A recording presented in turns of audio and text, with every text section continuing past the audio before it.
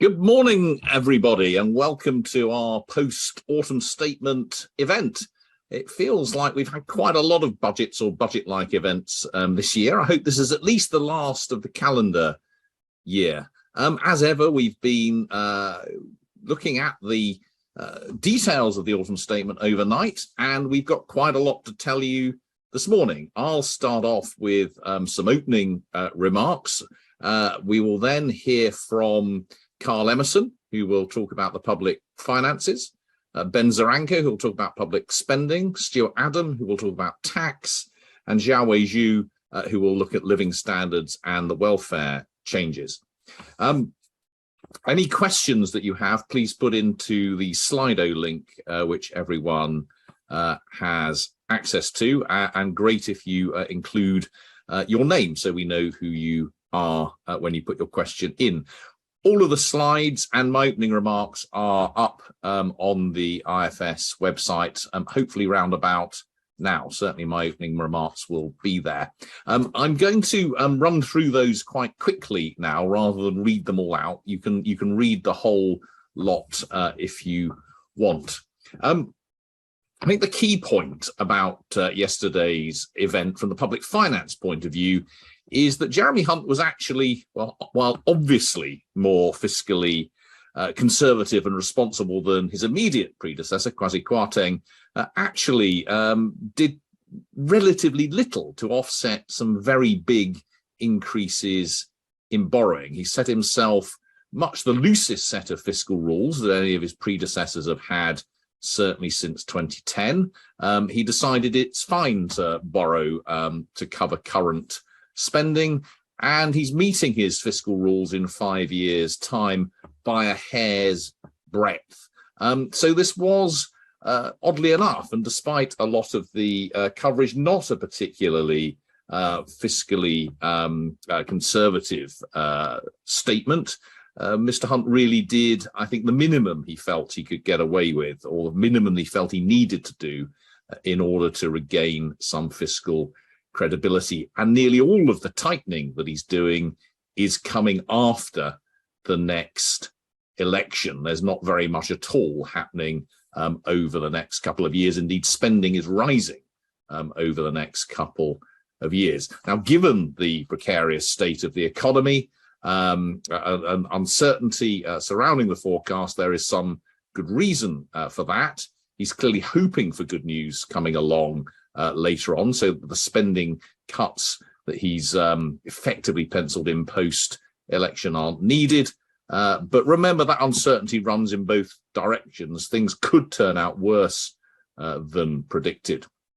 So he's erring on the side of caution in terms of protecting spending in the economy in the short run, rather than erring on the side of prioritizing shoring up the public finances.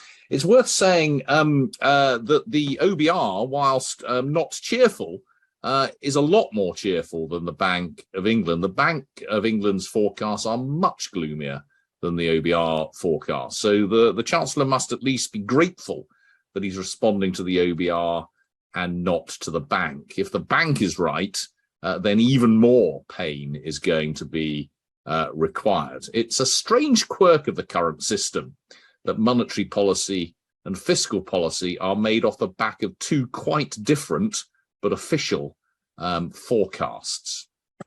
Now, there's a curiosity here. Borrowing is going to be high into the foreseeable future. Tax is going to be very high indeed. Indeed, our tax burden is going to settle at its highest level in history relative to national income. So lots and lots of borrowing and lots of tax revenues. You might think, well, lots and lots of spending. That kind of makes sense, doesn't it? But actually, those post-election spending plans are really pretty austere. That's a pretty nasty place to be. High borrowing, high debt, high tax, and public spending under strain.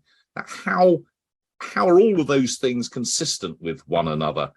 Well, part of the answer lies in the fact that we just got a whole lot poorer. That's the central fact that underlies most of what we heard yesterday. Part of the answer lies in the extraordinary scale of expected spending on debt interest. That looks like doubling relative to forecasts, hitting £100 billion a year by the end of the forecast period. So we're going to be spending more on debt interest than we're on any individual public service bar the NHS. So interest rates are up. We've been borrowing an awful lot. A lot of that's held by the Bank of England, where we have to pay the base rate on that debt, borrowing more over the next few years. All of that is coming very much home to roost. We are discovering rather painfully that borrowing really is not a free lunch. That increase in debt interest, higher spending on health and on benefits, particular pensioner benefits, entirely explains the growth and the size of the state in the period from 2019 into the later years of this decade. With defence spending cuts off the table, an ageing population, and apparently pressures everywhere else you look, I have to say my guess is we have started a new era, in this case a new era of higher taxation and higher spending as a fraction of national income, and hence a bigger state. It's quite remarkable, as you'll see in some of the charts later on. It is a sharp change. One hesitates to make forecasts about sharp changes being persistent, but I would be most surprised if the tax burden gets back down to its long-term pre-COVID average at any time in the next several decades, quite honestly. Higher taxes, a bigger state, look to me to be here to stay unless something quite radical changes. So on public spending, over the next couple of years, the numbers don't look too bad. Despite higher inflation, real public service spending looks like it's due to grow only really marginally less quickly than was planned last September. And remember, last September's spending review looked pretty generous relative to where we've been over the last decade. Now, in part, that's because the Chancellor has found more money for health. And remember, there was quite a lot more money announced last year for health, more money for schools, more money for local government to particularly pay for social care. So there's more money there for those bits of public services, no more for the rest. It's also worth saying the figures in terms of growth are flattered by underspends in the base year, which makes the increases look bigger.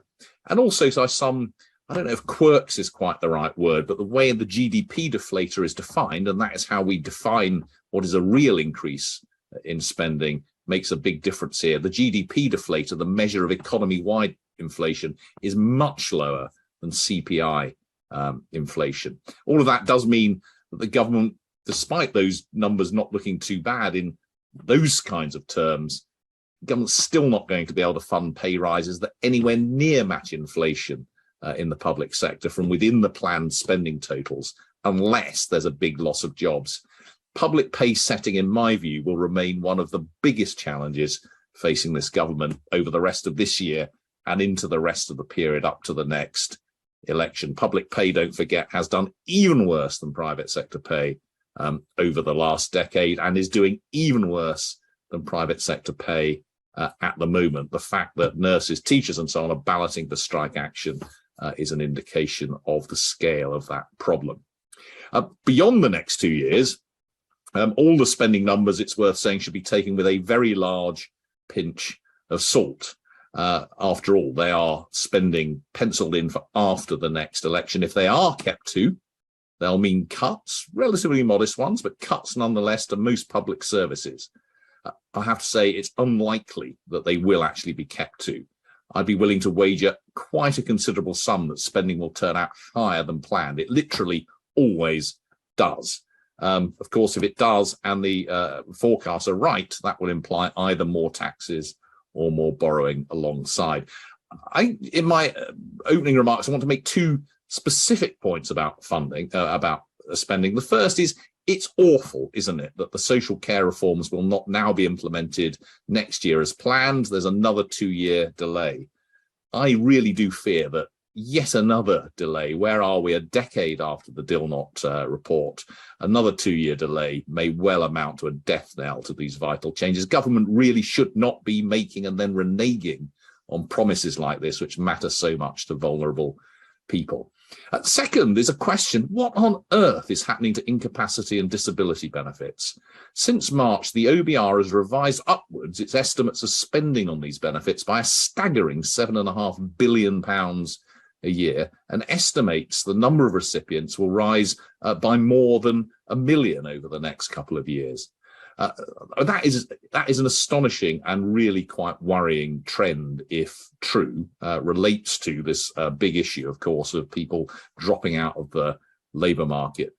At the same time, we have a delay until 2028 in moving existing claimants of out-of-work health-related benefits onto universal credit. With no explanation given, universal credit is supposed to be fully rolled out well before then. I have to say this looks horribly like an effort to push a relatively small increase in spending to beyond the forecast horizon, and in doing so, delaying the full rollout of the new system. All of this, very odd, very concerning, more for us to do to dig into what's going on there, but an issue to worry about. On living standards, of course, the most striking figures in the OBR report are those pertaining to the 7% fall that they're forecasting in real household disposable income per person over the next couple of years, the biggest fall in living memory, possibly ever, in income growth over a 2-year period. This is going to hit everyone. Of course, it's a manifestation of the fact that we are just poorer, significantly poorer as a result, not least of what's been happening to energy prices. Broadly speaking, I think it's those on middling sorts of incomes who will feel the biggest hit. They're not going to benefit from the targeted support to those on means-tested benefits. Their wages are falling in real terms. Their taxes are rising. Their housing costs are probably rising. Middle England, I think, is set for quite a shock. And of course, all of this follows a painful decade. Median real wages are set to remain at much the same level as they were at the start of the 2010s. Earnings and incomes have barely risen. On some measures, it looks like we'll be an astonishing 30% worse off than we might have expected to have been had pre-financial crisis trends continued. It's worth saying significant support to benefit recipients on top of capping average energy bills at £3,000 will provide a better and more targeted approach to high energy prices than proposed by Liz Truss. And put all of the tax and welfare changes together, this was a progressive fiscal statement. Tax rises for the rich, increased targeting on the poor. It's just that virtually all of us can expect to end up poorer.